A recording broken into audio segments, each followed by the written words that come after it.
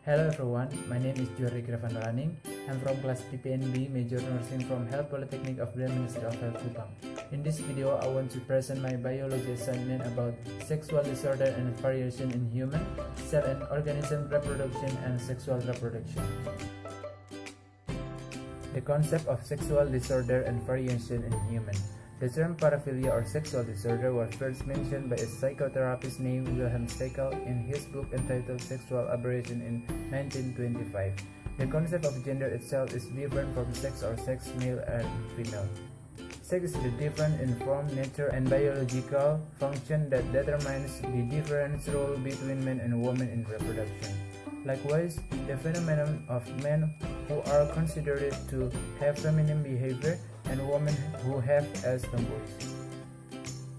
The fetus begins to form into the male gender at the 8th week. Since then there has been a process of masculinization and differentiation. Konsep kelainan seksual dan variasi pada manusia. Istilah parafilia atau kelainan seksual pertama kali disebut oleh seorang psikoterapis bernama Wilhelm Steckel dalam bukunya berjudul Sexual Aberration pada tahun 1925. Konsep gender sendiri berbeda dari seks atau jenis kelamin, yaitu laki-laki dan perempuan.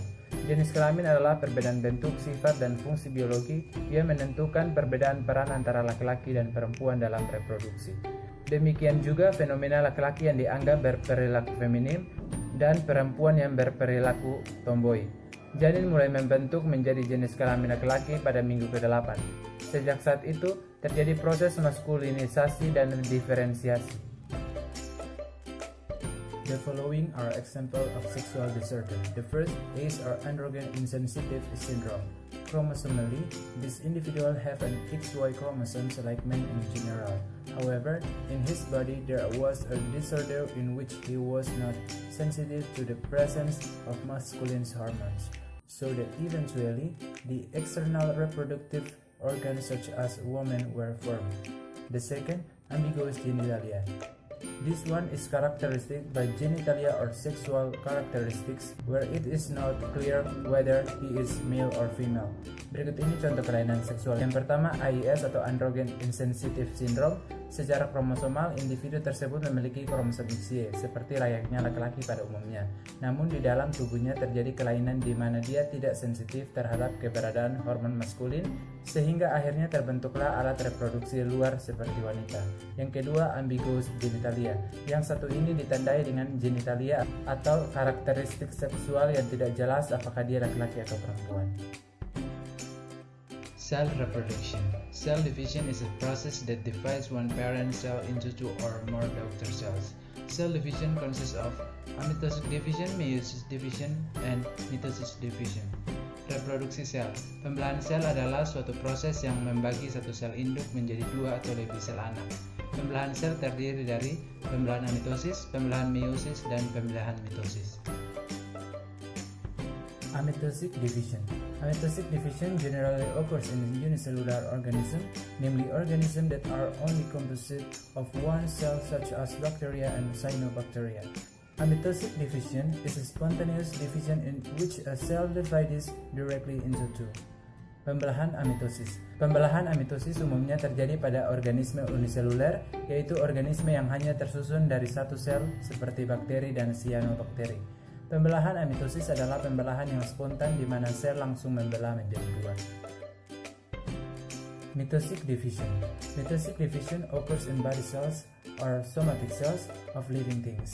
In this division, daughter cells have the same number of chromosomes as the parent cell chromosomes.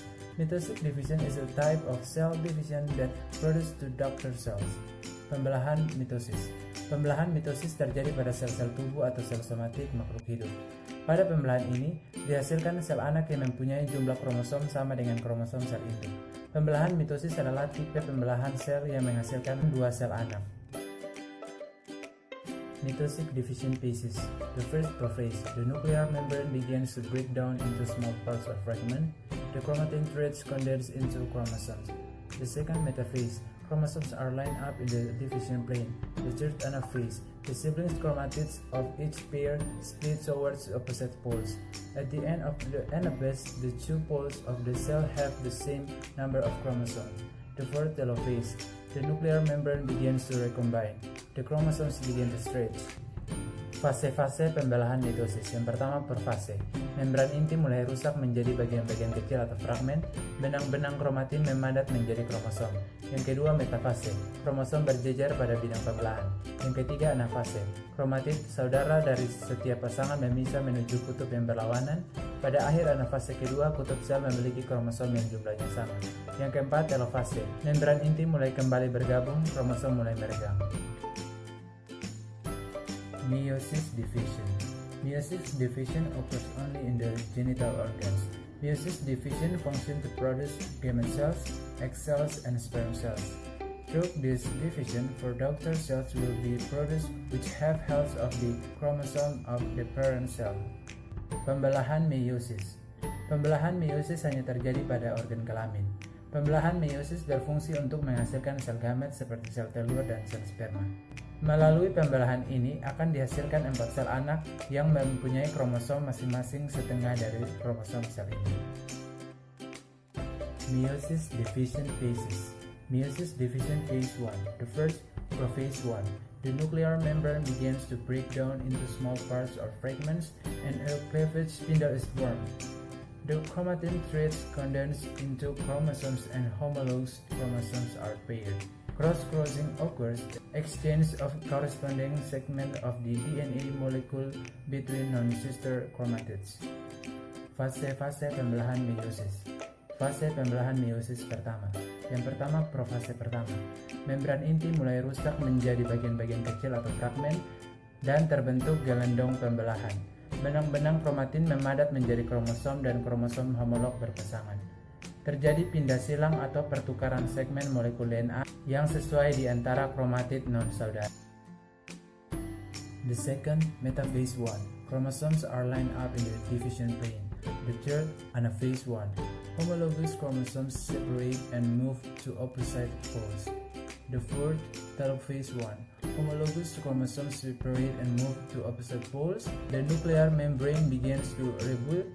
Cytokinesis causes the formation of 2 haploid daughter cells. Yang kedua, metafase 1, kromosom berjejer pada bidang pembelahan. Yang ketiga, anafase 1, kromosom homolog memisah dan bergerak ke kutub-kutub yang berlawanan. Yang keempat, telofase 1, kromosom homolog memisah dan bergerak ke kutub-kutub yang berlawanan. Membran inti mulai terbentuk kembali. Cytokinesis menyebabkan terbentuknya 2 sel anak yang bersifat haploid. Meiosis division phase 2. The first, prophase 2. The nuclear membrane begins to break down into small parts of fragment and a cleavage spindle is formed. The chromatids begin to move into the cleavage plane. The second, metaphase 2. Chromosomes are lined up in the division plane. The third, anaphase 2. The chromatids separate and move to opposite poles. The fourth, telophase 2. The nucleus is formed, chromosomes break down to form chromatin and cytokinesis occurs.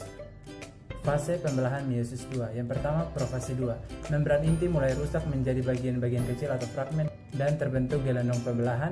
Kromatid mulai bergerak ke bidang pembelahan. Yang kedua, metafase 2. Kromosom berjejer pada bidang pembelahan. Yang ketiga, anafase 2. Kromatid terpisah dan bergerak ke kutub-kutub yang berlawanan.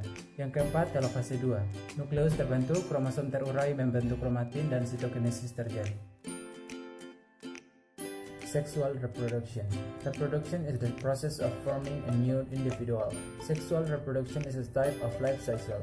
In sexual reproduction, generation alternate between cells with 1 set of chromosomes or haploid and cells with 2 sets of chromosomes or diploid. Sexual reproduction is the most common life cycle in eukaryotes such as animals and plants. Diploid cells divide into haploid cells in a process called meiosis. 2 haploid cells combine to form 1 diploid cells in a process called fertilization. Between fertilization and meiosis cell division can occur without a change in the number of chromosomes. Reproduksi seksual. Reproduksi adalah proses terbentuknya individu baru. Reproduksi seksual adalah suatu jenis siklus hidup. Pada reproduksi seksual, generasi berganti-ganti antara sel dengan 1 set kromosom atau haploid dan sel dengan 2 set kromosom atau diploid. Reproduksi seksual merupakan siklus hidup paling umum pada eukariota, misalnya hewan dan tumbuhan. Sel diploid membelah menjadi sel haploid dalam proses yang disebut meiosis. Dua sel haploid bergabung menjadi satu sel diploid dalam proses yang disebut dengan pembuahan. Antara pembuahan dan meiosis dapat terjadi pembelahan sel tanpa perubahan jumlah kromosom. Fertilization creates a single core zygote which contains the genetics material from both gametes. In a process called genetic recombination, genetics material or DNA combines so that homologous chromosome sequences are aligned with one another, and this is followed by the exchange of genetics information. 2 rounds of cell division then produce 4 daughter cells which halve the number of chromosomes of each original parent cells and the same number of chromosomes as both parents. For example, in human reproduction, every human cell contains 23 pairs of chromosomes or 46 chromosomes. Meiosis in the gonads of the parents result in gamete cells containing only 23 chromosomes each. When gametes are combined through sexual intercourse to form a fertilized egg, the resulting child will have 23 chromosomes from each parent, which are genitally recombined into 23 pairs of chromosomes, or a total of 46. Pembuahan menciptakan zigot bersel tunggal yang berisi materi genetik dari kedua gamet. Dalam proses yang disebut rekombinasi genetik, materi genetik atau DNA bergabung sehingga urutan kromosom homolog dijajarkan satu sama lain, dan ini diikuti oleh pertukaran informasi genetik. 2 putaran pembelahan sel kemudian menghasilkan 4 sel anak dengan setengah jumlah kromosom dari setiap sel induk asli dan jumlah kromosom yang sama seperti kedua induk. Misalnya, dalam reproduksi manusia, setiap sel manusia mengandung 23 pasang kromosom atau 46 kromosom. Meiosis pada gonad orang tua menghasilkan sel gamet yang masing-masing hanya mengandung 23 kromosom. Ketika gamet digabungkan melalui hubungan seksual untuk membentuk sel telur yang dibuahi, anak yang dihasilkan akan memiliki 23 kromosom dari masing-masing orang tua yang secara genetik dikombinasikan ulang menjadi 23 pasang kromosom atau total 46. Sperm cell formation stage. Its spermatogonia will divide by mitosis to form primary spermatosis. Primary spermatocytes will perform the first meiosis division to form 2 secondary spermatocytes which are haploid. Haploid cells are cells that consist of only one set of chromosomes. Its secondary spermatocyte perform a second meiotic division producing 4 haploid spermatids. These 4 spermatids develop into mature haploid sperm. Tahap pembentukan sperma. Setiap spermatogonium akan membelah secara mitosis membentuk spermatosis primer yang bersifat diploid. Spermatosit primer yang bersifat diploid akan melakukan pembelahan meiosis pertama, membentuk 2 spermatosit sekunder yang bersifat haploid. Sel haploid adalah sel yang hanya terdiri dari satu set kromosom. Tiap spermatosit sekunder melakukan pembelahan meiosis kedua menghasilkan 4 spermatid yang bersifat haploid. Keempat spermatid ini berkembang menjadi sperma matang yang bersifat haploid. Egg cell formation stage or ovum. Oogonia will divide by mitosis to form primary oocytes which are. Primary oocytes will perform the first meiotic division to form 1 secondary oocyte and 1 polar body which is haploid. The secondary oocyte perform a second meiotic division producing ootids and polar bodies which are haploid.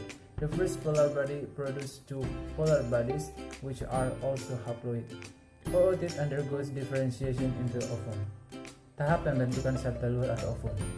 Oogonium akan membelah secara mitosis membentuk oosit primer yang bersifat diploid. Oosit primer akan melakukan pembelahan meiosis pertama membentuk 1 oosit sekunder dan 1 badan polar yang bersifat haploid. Oosit sekunder melakukan pembelahan meiosis kedua menghasilkan ootit dan badan polar yang bersifat haploid. Badan polar pertama menghasilkan 2 badan polar yang disebut polosit yang juga bersifat haploid. Ootit mengalami diferensiasi menjadi ovum.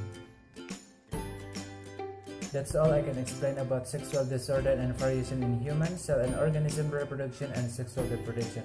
For that, I want to say thank you very much.